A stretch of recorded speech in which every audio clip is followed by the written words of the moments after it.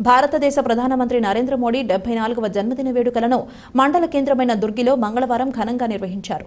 ఈ జన్మదిన వేడుకలకు బీజేపీ మండల అధ్యక్షుడు వెల్లిదండి శ్రీనివాసరావు అధ్యక్షత వహించారు. ఈ కార్యక్రమాన్ని బీజేపీ, టీడీపీ, జనసేన కూటమి ఆధ్వర్యంలో చేపట్టారు.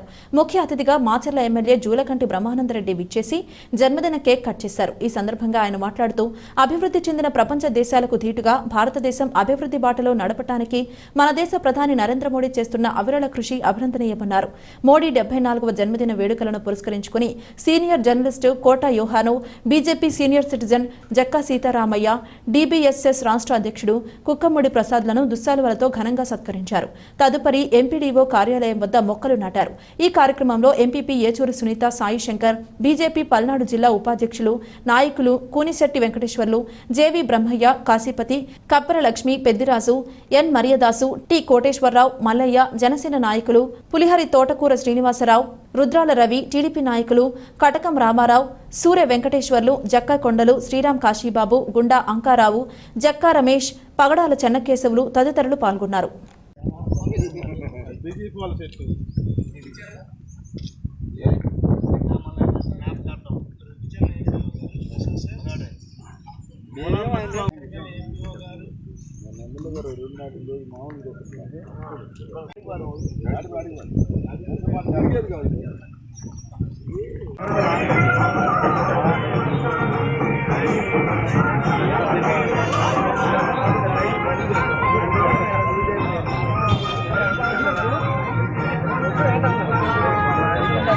కూడా ఎక్కడ ఏ సమస్య వచ్చినప్పుడు కూడా భారతదేశం ఏ విధంగా స్పందిస్తుందని ఎదురు చూసే పరిస్థితి.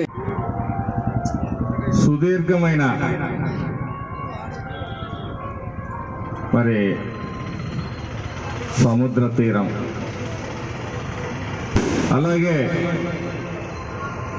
ఒకవైపు బంగ్లాదేశ్, నేపాల్, చైనా, పాకిస్తాన్, ఇలా ఎక్కువ పెట్రోల్ కూడా దొరకని పరిస్థితి.